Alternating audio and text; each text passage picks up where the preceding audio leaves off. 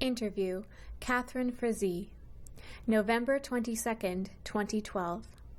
For the project, Our Histories, Building Leadership and Engagement in the Disability Community, Lessons Learned from Toronto's Disability Leaders. Catherine Frazee is sitting in a wheelchair.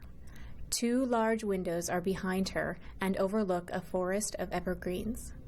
On one of the window sills is a stone sculpture of a bear. Behind Catherine, hanging on the wall, is a framed picture. When I was thinking in preparation for this interview about kind of important childhood impressions or memories, there are probably a couple that might be helpful to share. One is I remember, I'm going to say it was perhaps my 10th birthday. So I was about that age, 9, 10, or 11. And I went with a friend in Montreal to a birthday, a movie. We were going to go to a movie together, that was it. And my father took me. He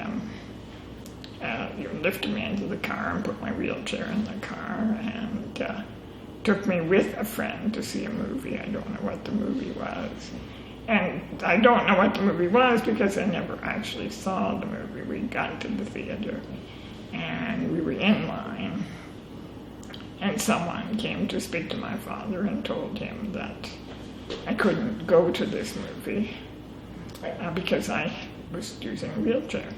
And my father said, well, there's no problem, I'll carry her in and put her in a seat. And he said, no, it's a fire regulation. We don't permit children or people who, I have no idea what language he used. He might have even said crippled people, I don't know in those days, but we don't permit it, it's a fire regulation.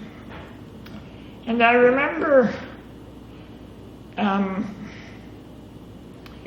my father protested, but politely. He wasn't going to go into a rage, but he protested.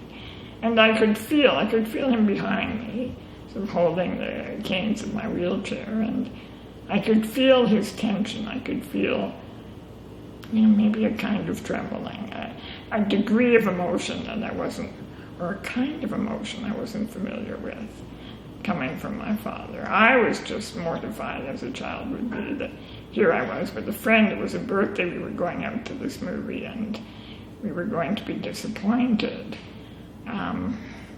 So those were the emotions I was feeling. I remember another man in the line, in the queue for the movie, kind of joined with my father and said, oh, come on, that's ridiculous, let them go to the movie. And there was no budging. So my parents weren't, my father would take no for an answer, and he did. So he wasn't going to disrupt the rules, the hegemonic rule that applied here. But he was deeply troubled by that. He recognized it, of course, as a kind of injustice. I think it was a great moment of insight for me to start to figure out the difference between disappointment and anger and that more profound conviction that an injustice is happening.